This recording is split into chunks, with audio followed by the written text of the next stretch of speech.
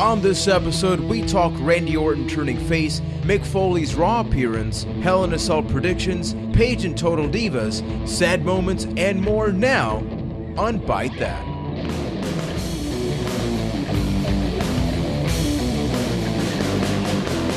Welcome everyone to episode 61 of Byte That, the somewhat maybe international professional wrestling podcast where we talk about the ups and downs of that which we love, which is Steven Richards. Thanks for taking some of your very busy time to check out the podcast. Remember, we are available every single Tuesday night on TuneIn Radio, on Stitcher, and on iTunes. You can also find us over on YouTube, Twitter, and Facebook by searching Byte That Cast. And if you like the podcast, leave a review. It really goes a long way into helping out the show. My name is Juan Velez. I am from San Juan, Puerto Rico. And as always, people, I'm joined by the beautiful people. First, representing Velvet Sky for Boston, Massachusetts, Ryan McNulty. Thank you, Juan. That was a beautiful introduction. I'm feeling a little bit better this week. I don't think you're feeling under the weather. So somehow from Boston to Puerto Rico, maybe I got you sick. Hopefully it's not that Ebola though. Yeah, it's some kind of Skype disease. But speaking of Skype disease, it's time for and representing Angelina Love, the Botox injection himself from the Double F in Manitoba, Keith Poshik. One, my favorite Steven Richards moment is when he won the title at WrestleMania 20.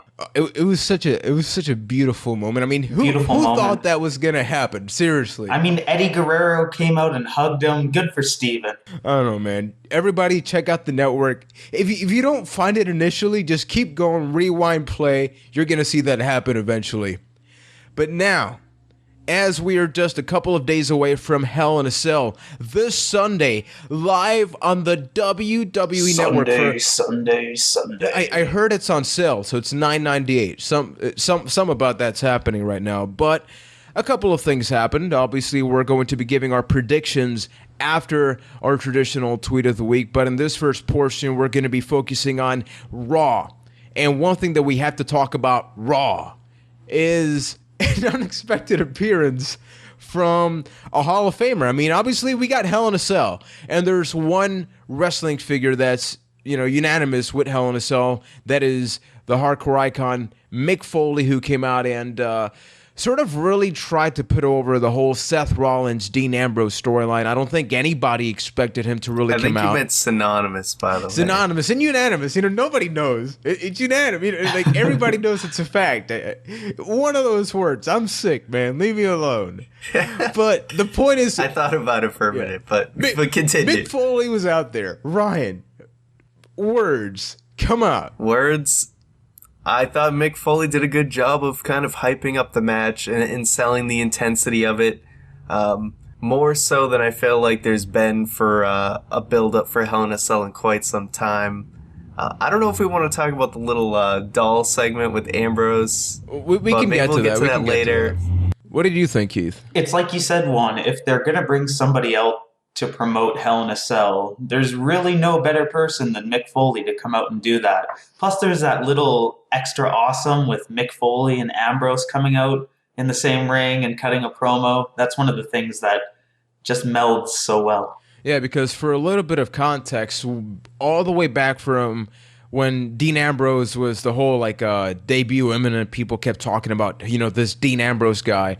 He started a Twitter war with Mick Foley, and apparently Dean even took it a little bit far. It became a little bit personal, and this was way before the whole Shields thing happened. So just seeing them in the same ring was definitely a cool thing. And for me, I thought it really played out. It did a great job because you have two guys that, ever since the Shield breaking up, they're still young talent. So what better way to really help put them over than by bringing out the guy that really put the Hell in a Cell match on the map?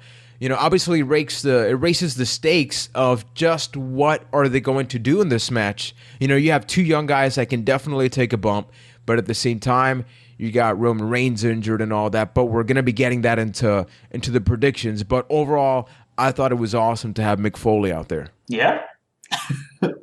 Now, Ryan, you were talking about the whole Dean Ambrose doll segment. Now, I know that some people enjoyed it, some people were kind of like, okay, WWE, don't, you're stepping over a couple of lines. So where do you sort of feel in that situation, Ryan? Well, I feel the Mick Foley segment is actually what kind of saved this, because I really felt like this was the first Ambrose segment to me that really fell flat. I just wasn't feeling it. It just seemed a little weird. The crowd was kind of a little confused on how to react to it as well. So I was glad that Foley kind of came in. They sort of switched gears with the segment. It got much better. So yeah, I mean, my main opinion was I just thought it was kind of stupid, and I wasn't really digging it. And they can definitely do better with Ambrose. See, I disagree. I thought the segment itself was fine. Like the whole Dean Ambrose being crazy, beating up a doll. I think the thing that made it mediocre, to go back to last week, was the commentators. Them reacting like, oh my God, he's got that on his nuts and stuff like that. That's what really killed the segment. It almost made it comical. For me, I'm sort of in between you guys in the way that... Whoa. Yeah, you are. Oh, yeah. No, but it sort of was like, okay, it's Dean Ambrose. He makes anything good. It's like Shawn Michaels in a wrestling match. It's going to work. But progressively during that segment, I had to keep convincing myself I was enjoying it. And when the whole nuts thing happened, I was like, nah, okay, no, this ain't working, because that was the line. Yeah, when look, all right, he didn't grab that by the nuts, Just because we're internet wrestling fans doesn't mean we have to like every single thing that Dean Ambrose does. Lord We are contractually obliged to enjoy everything. None of us can talk today either, No. But I didn't like it. I didn't think it worked. Luckily, the second half, took over and picked up and made it much better. The doll segment just didn't work. It doesn't always work, and he's gonna have some bad promos now and again. Now, he wasn't only featured in that segment. Obviously, Cena Abel's out today, actually, I think, on Blu-ray and DVD. I actually want to check it out, so maybe I'll talk about that in the future, maybe not. But the point is that Dean Ambrose was apparently watching the movie of course, at an angle, because that if you're backstage watching TV in WWE, you can't just sit in front of it. The sofa has to be at a very awkward angle. And they kept playing out the crazy character in Ambrose, the way he was sitting and then talking with John Cena. Now, we weren't a big fan of the whole doll segment. What was your take on this one? I liked that there was a Super Cena reference sort of in there when Ambrose was saying that, or wait, who said, Ambrose said he was like Superman, yeah, and he said he was like Batman. And then obviously we've made our Joker comparison, so it was funny that Cena also kind of referenced the Joker to him. I like this segment. I thought it was pretty well done, and I really like watching TV at a 45-degree angle, so I have no idea what you're talking about. Really? That explains the neck problems. What do you think, Keith? Basically, everything that Ryan said sums it up quite well. So minus elaborate. Minus the fact that Dean Ambrose has a popcorn cart in his locker room. Who gets that? Dean Ambrose does, man. I mean, there's Apparently. nobody else. Okay, so moving on. I mean, that's one Hell in a Cell match. We'll be giving our predictions later. Moving on to the build-up for the other one. We actually got a different side of Randy Orton on this Raw. We got a lot more of the vintage Orton, I guess you could say. I mean, he was being way more honest, way more angry, as opposed to just being the slithering viper, apex predator, the man with 1,000 nicknames, Randy Orton. And I thought it was really nice to just get a more straight-up honest. You could almost tell, he maybe did a lot of ad-libbing. Was I the only one that got that vibe? Because he felt a lot more natural. Not at all. I think that's totally what happened. When Randy Orton clicks, Jesus Christ, does he click. When he stopped mid-sentence to talk about how bad the Kansas City, whatever their baseball team is going to do. The Royals. That's when Randy Orton went into Randy Orton mode. I think, I'm glad he actually acknowledged the crowd reactions and kind of improvised with it. Obviously, I think the crowd was at a point where you really couldn't ignore it because they're all hyped up for the Royals in the World Series. But yeah, no, I thought he did good, and like you said, we definitely saw a different Randy Orton tonight, and it was refreshing. It seemed like he was thinking for himself, and he wasn't just sort of the another lackey in the authority. Yeah, because that's what we've been talking about the past couple of episodes, that Randy has really faded away, considering, I mean, he's a multi-time champion. He was the face of the WWE for quite some time, and now he's sort of going back into that place, the deep, dark corner of his mind. I mean, he's going to be taking on John Cena, and just to ask both of you, that promo leading up to how the show ended, do you really think it renewed the John Cena-Randy Orton rivalry? I think it gave Orton a legit shot to actually beat Cena inside Hell in a Cell, just because the way that the show ended, he got curb stomped by Seth Rollins, probably going to go face because of it, and this way we won't see Brock Lesnar John Cena 3 if he does end up winning that match. So that could be something that's interesting, considering the last time we saw Lesnar Orton was 2002. Now that you've brought up the whole main event situation with Randy Orton possibly turning face, this Raw definitely made his character blur the lines a little bit. Like, he wasn't obviously heel, he wasn't obviously face. He was almost just being a character where it's like, you know what, let's just enjoy what he's saying. Obviously, if we look back in Randy Orton's history, his face runs haven't really done that well. I mean, when he picked up that title at SummerSlam that was in the middle of the ring, people were sort of, what's happening here? And we can't forget the infamous ape making fun of Triple H thing. Yeah.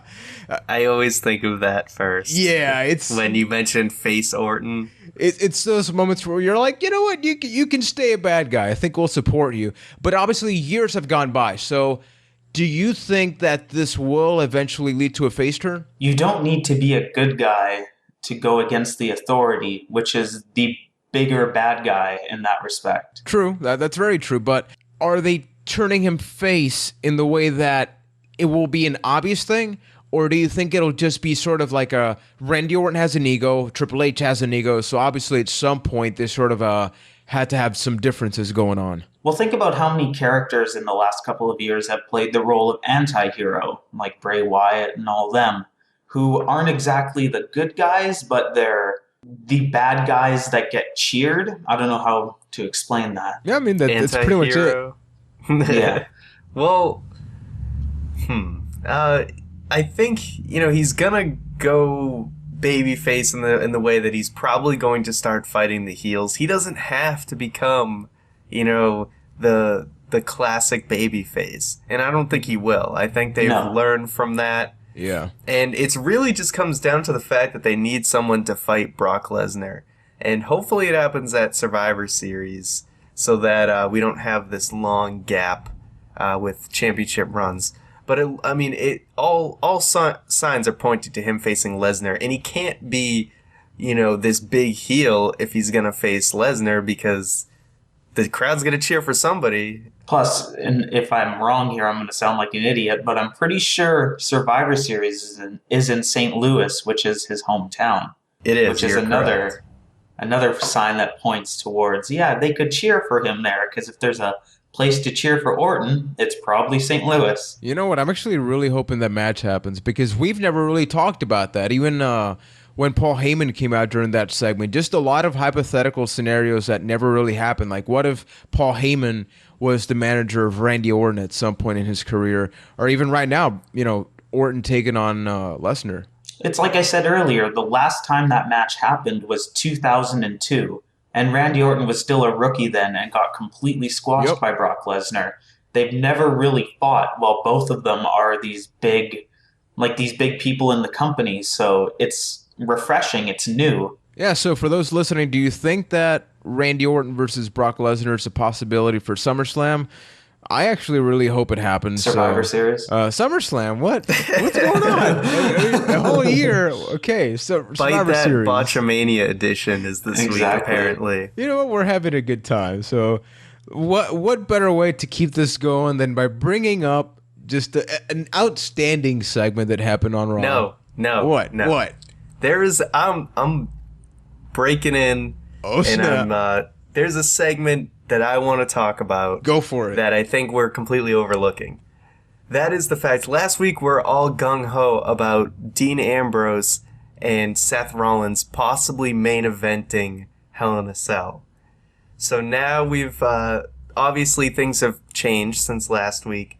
And, they announced that the winner of Orton Cena in Hell in a Cell faces Brock Lesnar.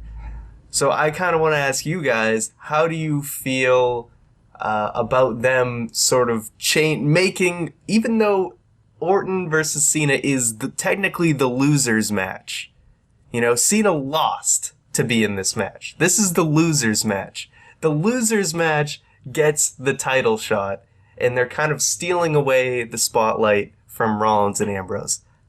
Juan, how do you feel about that? Without putting on the tinfoil hat and saying like "shut up, smart" to myself or something, I kind of get why they're doing it, but it's one of those things where it's like I would still like to see the other thing, because to basically summarize, you don't want to squash Seth Rollins and Dean Ambrose. You don't want Lesnar to do that, so maybe that's their way of doing that. But at the same time, it's like you're feeding John Cena twice to Lesnar, so obviously it's going to be Randy now.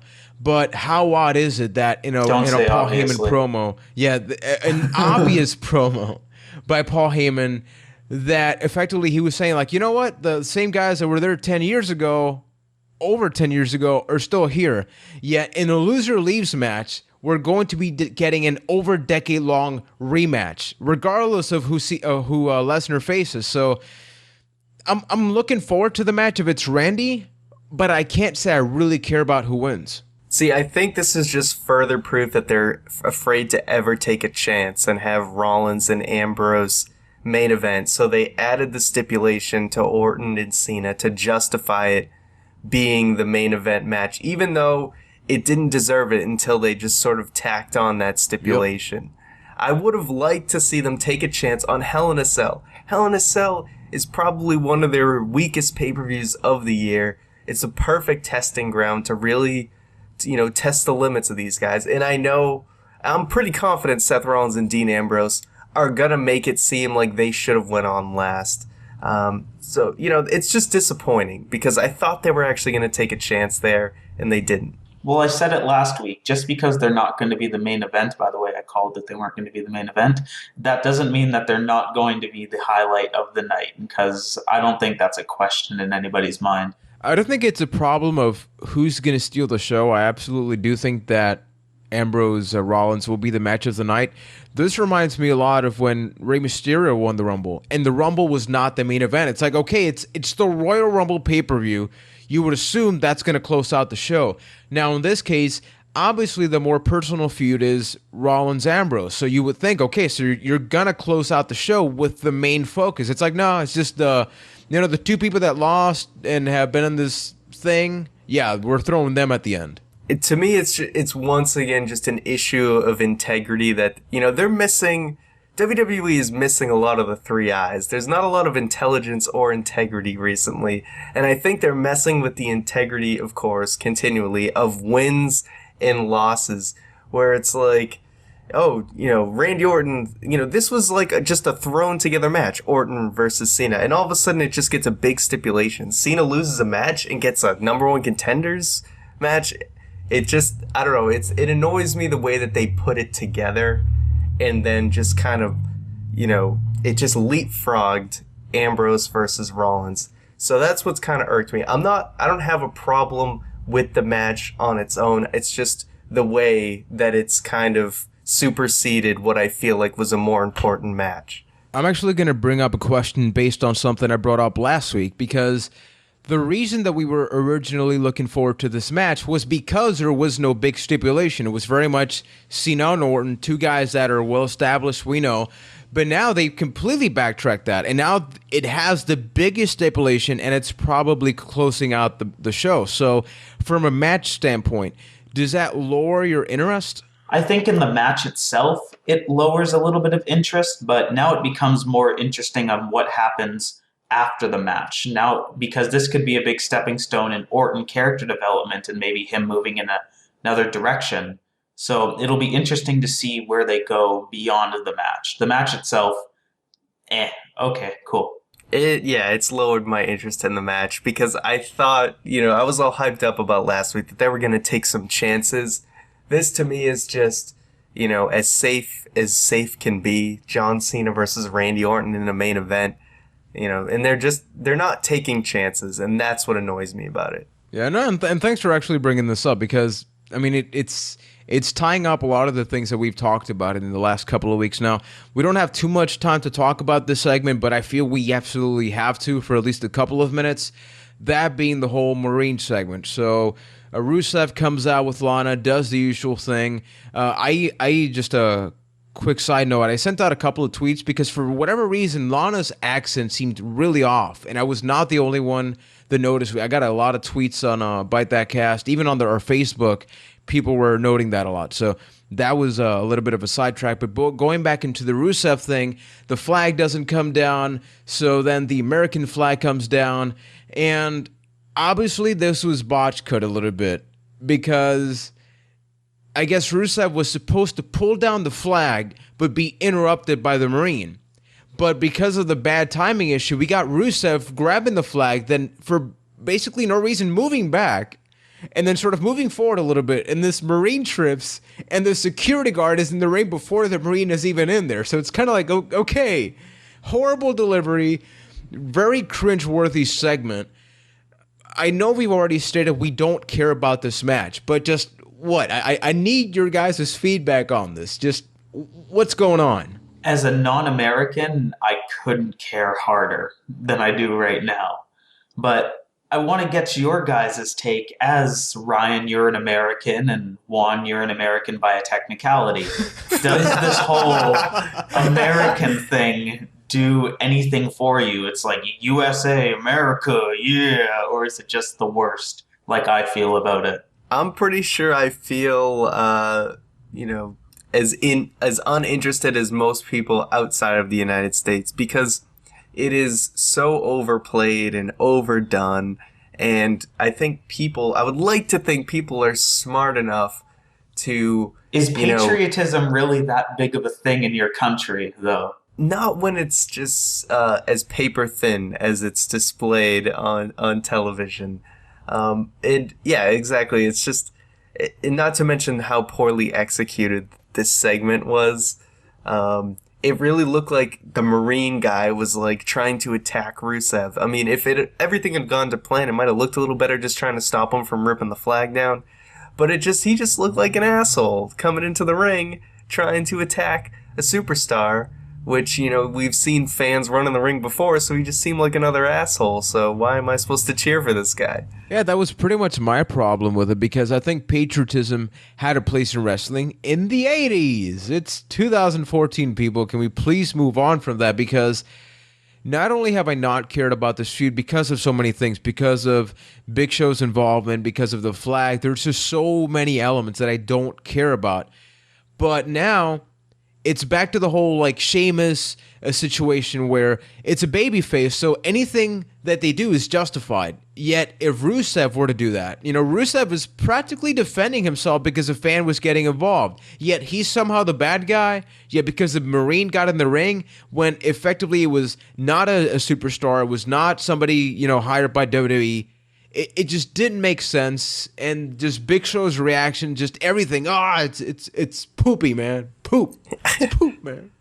Very, very mature one. So let's think about Rusev for a second. I mean, this is just a man who likes his country. I mean, he's not even Bulgaria, but Russia. He's not even from Russia, but he loves Russia so much. What has he honestly done besides be a good competitor? And every single feud is just Murica. He's had 3 or 4 feuds in a row that are the exact same thing every time. They have to change it up. And it's just going to be John Cena coming in there at some point, and he's going to be waving the flag, and he's going to become an American hero, if he isn't already.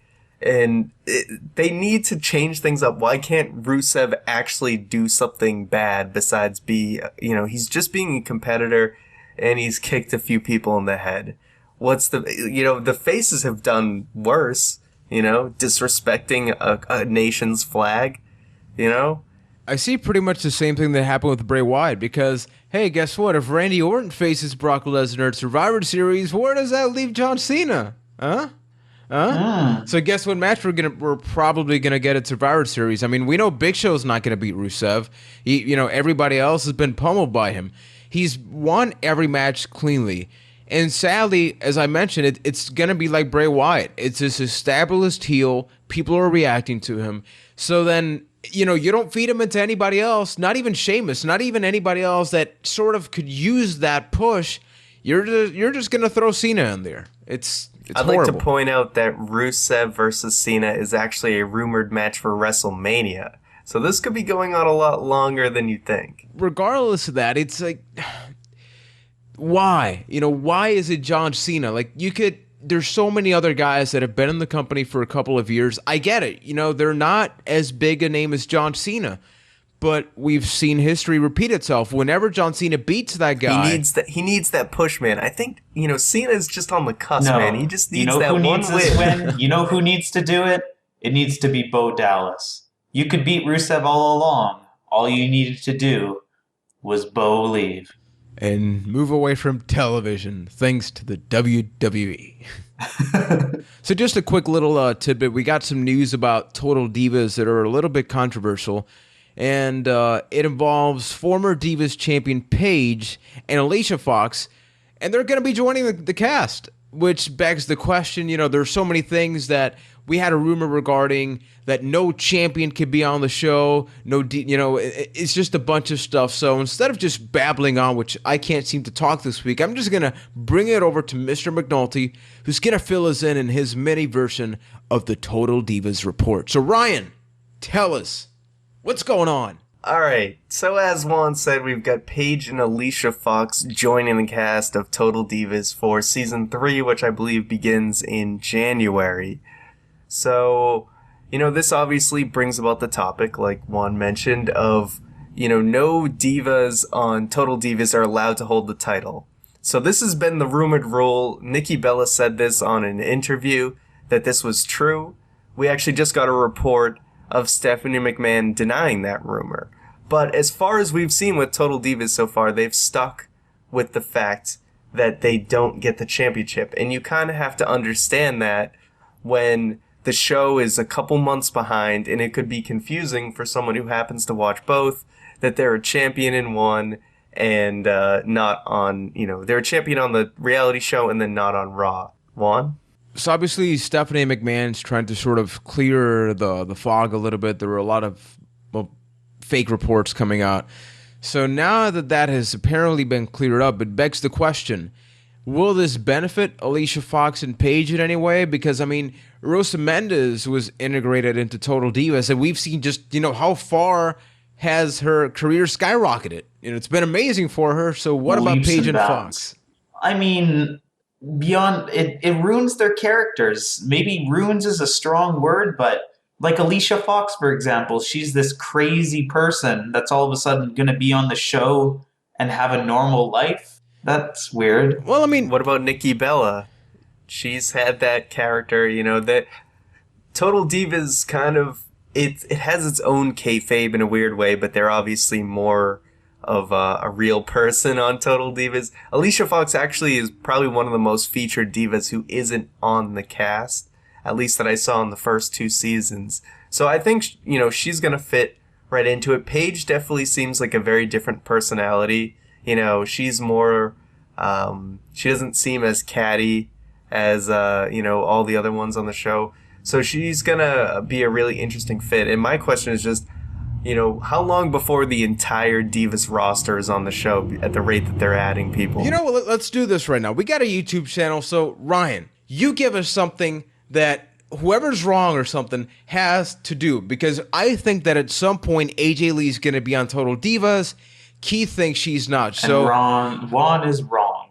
So say Total Divas is going to end at some point.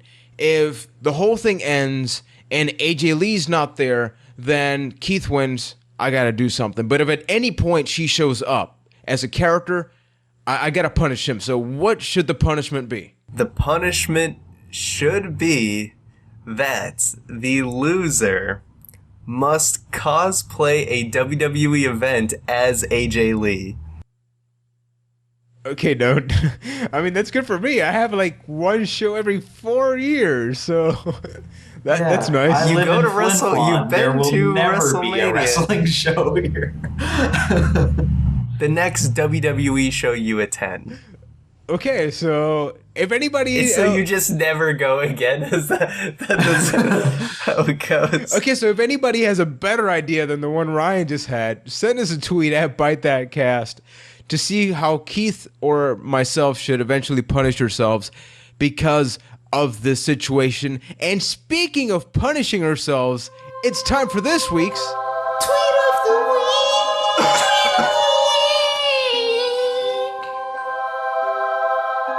That's right, because with punishments usually come money shot time. And this week's Tweet of the Week is absolutely no different. It is from Mr. KFAbe News. Great site if you've never been to it. Awesome at KFAbe News on Twitter. This week's Tweet of the Week is, and it's regarding the match between Rusev and Big E. I should probably give some context here. But this week's Tweet of the Week is, this match is like Rocky IV, but without the drama or the action. Tweet of the week. Tweet of the week. Thank you, Keith, for that beautiful tweet of the week. And Kayfabe News is a pretty cool website. Check that out. It's a parody thing, so they always try to just parody, make fun of wrestling. It's always a good time. This week on the YouTube channel, we always talk about Stitcher, iTunes, and all that stuff, but there are other ways you can listen to the podcast, particularly on the PS3, so I'm going to be putting up a video talking about that, sort of taking you step by step how you can do that free of charge. It doesn't cost you a dime. It does not cost you $9.99. And on the weekends, there's going to be something special because we got something that we're working on, and Ryan is going to be revealing it, so you want to stay tuned to that video. I think we're all going to be having a really good fun time developing a future video there. Now, it's time. We got Sunday, Hell in a Cell. We got the pay-per-view, which means it's time to bring up our predictions game. Now, this is usually when music comes up, but there's not going to be any music, so I'm just gonna fill you in with my beautiful voice. I mean, hey, you never know. You never know with Keith. But anyway, starting off the show. The answer's usually no. Yeah. It may be there. No.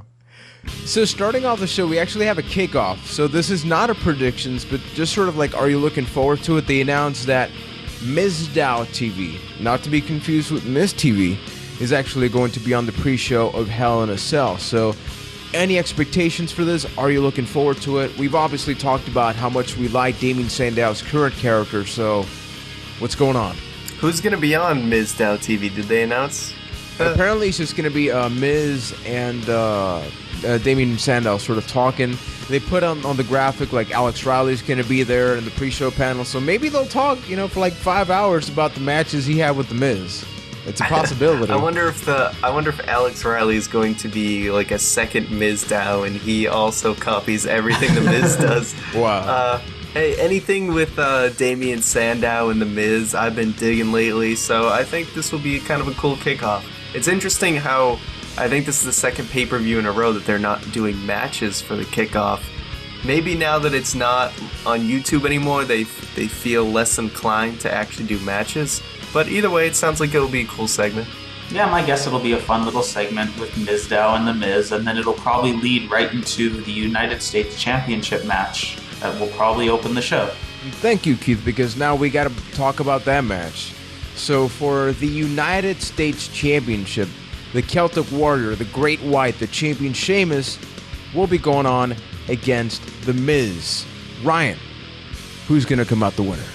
I'm really hoping The Miz gets the U.S. title here. I know he's just kind of going from one mid-card title to another one, but I think Sheamus has had the United States Championship far too long and really hasn't done anything with it, and The Miz kind of has a fresh new character going, so I think he deserves to have a run with it.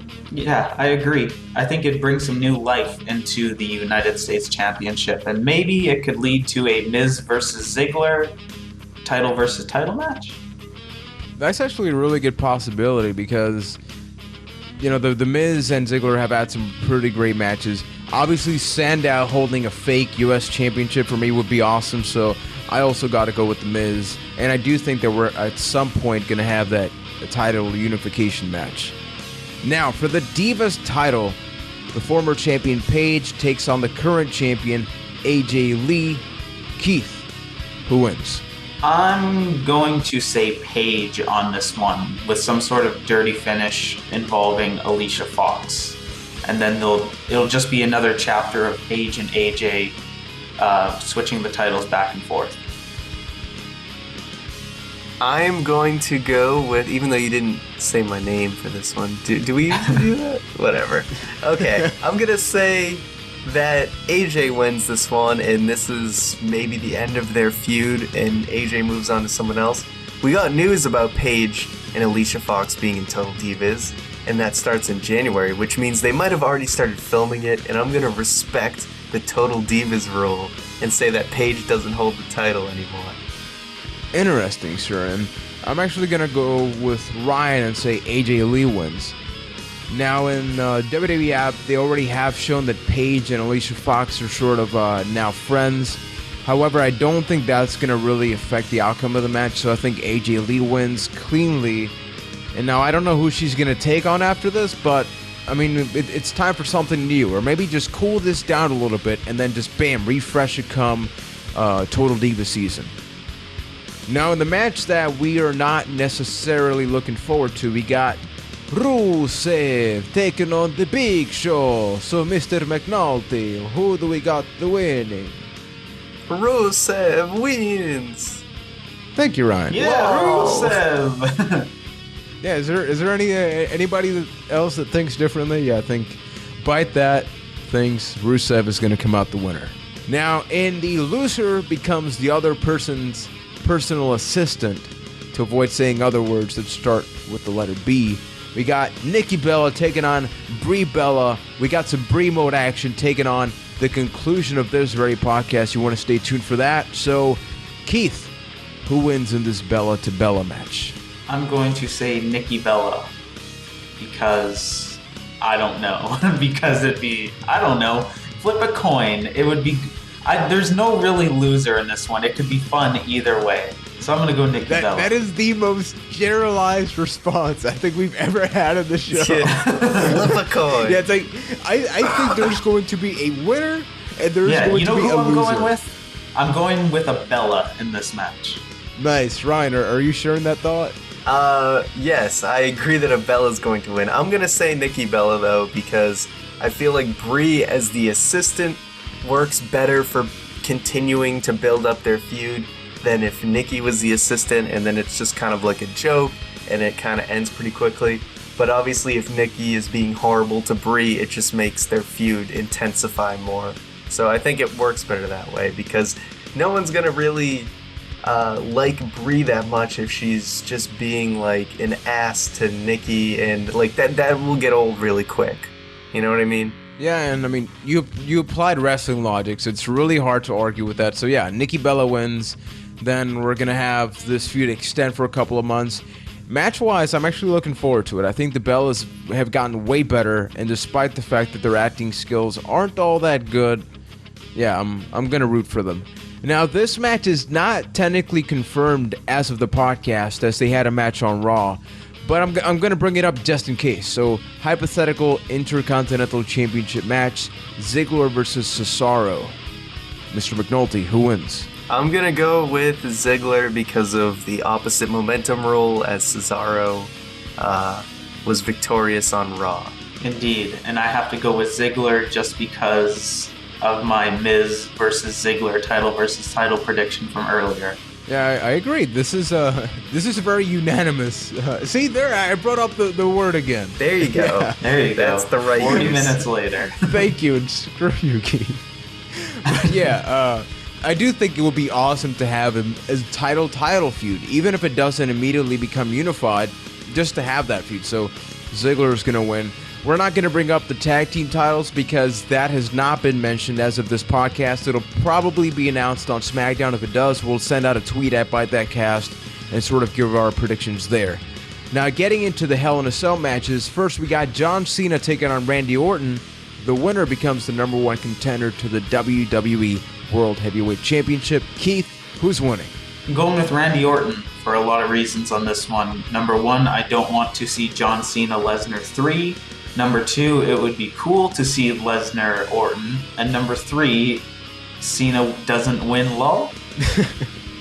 You know, Ryan, instead of just getting your predictions, because I'm pretty sure I know what it is, how is Randy Orton going to win? He is going to win with an RKO off the cell, through an announce table, through the concrete, and into the parking lot below.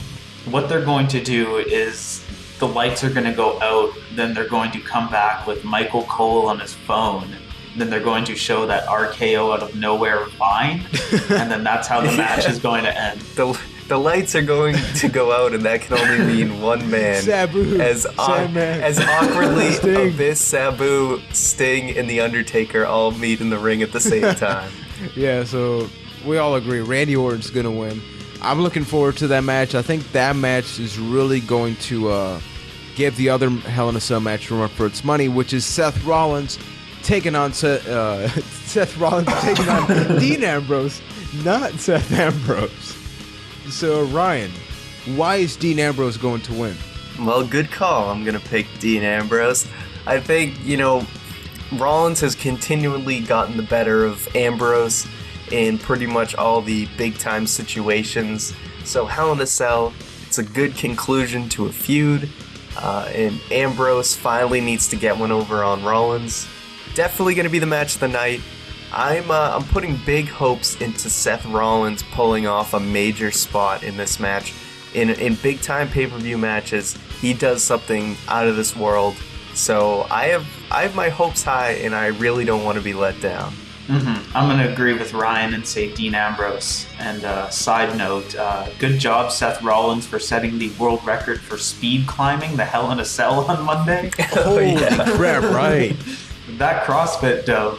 Yeah, it was a crazy thing, and yeah, I think we all agree Dean Ambrose is going to win. I got to bring up the controversial question. Because Seth Rollins climbed up the Hell in a Cell, are we going to see some form of climbing in their match? We've seen it in the past two past two Hell in a Cells. Obviously, it wasn't anything insane where they were getting thrown off the cell or anything like that. But they have been climbing to the top, recently. I would hope that they do something creative there, something outside the cell. I'm not sure how they're going to do it, but I would be a little disappointed if there wasn't some sort of high-flying thing. I'm not expecting him to kill himself off the cell, but you gotta think Seth Rollins has something planned. So that's been it for our Hell in a Cell predictions. For those listening, you can send us a tweet giving us your predictions. You can also leave a comment on our YouTube channel. Remember, the podcast gets posted every Tuesday night right there and pretty much everywhere else. Now, before we close out the show, we got a question from the the honorary fourth member of Byte That. That is Mr. Roach McPoach. So, Mr. McNulty, you're not going to read it. Keith is. Keith, what is it? Swerve, twist, heel turn. The question this week is there a moment in wrestling that legitimately made you sad and or cry? For me, it's the moment after Benoit, who won the title at WrestleMania 20, and he turns around and sees Eddie standing in front of him. Gets me every time. Let's see. For moments in wrestling that legitimately made me cry, similarly, it does have to do with Eddie Guerrero. It's probably when they aired the Eddie Guerrero tribute episode. That music video that they did, that was obviously very emotional. It was such a sudden, shocking loss, and I was, a big fan of Eddie, and, he was, had the run of a lifetime, and he was doing some of his best work, and, it was just really sad how sudden it was and how everybody really loved him. So, I mean, that is definitely a moment that, I admittedly even cried during. But as far as besides an actual death, I can't really think of any moment in wrestling that made me legitimately sad to the point of crying. Yeah, see, for me, one of them does involve Eddie Guerrero, but not directly his death, but Batista's reaction to it. Because, we as fans always, we grow up with these people. So naturally, when they pass away or something, we're going to feel something. Maybe not cry or something like that, but we're definitely going to feel it. And seeing Batista, just how much love he had for Eddie Guerrero, and just during his interviews, he couldn't contain himself. It really makes you think, like, just, wow, these are family members, that not by blood, but by bond, by everything they do backstage and inside the ring. So that's obviously the more captivating one. For me, another one that not really made me cry, but very close to, was WCW's end. Because keep in mind, in my case, I didn't have access to WWF. So when I found out about that, wrestling has always pretty much been a big portion of my life. So I was thinking, like, what the hell am I going to do? I got no other wrestling to watch, so I was seeing every last match as just like, oh my God, show, please don't end. I'll never forget when that show faded out, man. I just sat in front of the TV at a 45-degree angle for like 5 hours, just going like, okay, what am I going to do? It wasn't until like 2 months after that we actually got TNN. And those 2 months, man, holy crap. So that to me was a really sad moment to the point of crying. Mm-hmm. I mean, the Eddie Guerrero is kind of the easy answer because it was just so sudden and fast, and it was a very emotional time in wrestling. He was supposed to win the title the next week, and that was that. But I think there's different types of sad, you could say. Like for me, a very sad moment was when the streak ended at WrestleMania 30 this year, because it wasn't sad in like the crying kind of way, but it was sad that that you're never going to see something like that again. So obviously situations like Eddie Guerrero's death, even the whole Chris Benoit situation, now that's a tender area to talk about, but when it happened, we didn't know. They closed out the entire arena, and all these interviews, it was way sadder than the Eddie one, based on the context of how they implemented, just the show around him. And the WCW stuff, like just things going away from wrestling, maybe even retirements. We didn't mention something like that, but for anybody listening, if situations like that have really made you sad, make sure to leave a comment, make sure to subscribe to the YouTube channel, and for everything else, Mr. McNulty, what do you got? What do you got? Well, one thing I wanted to mention actually was Ric Flair retiring. That was another moment that just came into my head. So that was definitely an emotional moment. But you know what else is emotional? The show ending. And it's time to say goodbyes, ladies and gentlemen. So just a few things I want to remind you guys of before we go. Don't forget to hit that subscribe button on our YouTube channel, youtube.com/Byte That Cast, where this week Juan is going to have a video about how to catch the podcast via PS3 with, I believe, TuneIn Radio. Correct, Am I correct? Sir, correct. He is nodding, and that is correct. Also, this weekend, I'm going to have a video that is going to have a little fan interaction, so stay tuned for that one. You'll definitely want to see it. We want to get some involvement here, and we're excited to try this out. Don't forget to also follow us on social media, on Twitter @Byte That Cast, and Facebook, facebook.com/Byte That Cast. And now, to play you guys out, we have a very special song. It is actually a song created by Mr. Roach McPoach, friend of the show, and it's his own version of Brie Bella's theme, which is based off of Daniel Bryan's theme. We think it's pretty cool, so enjoy.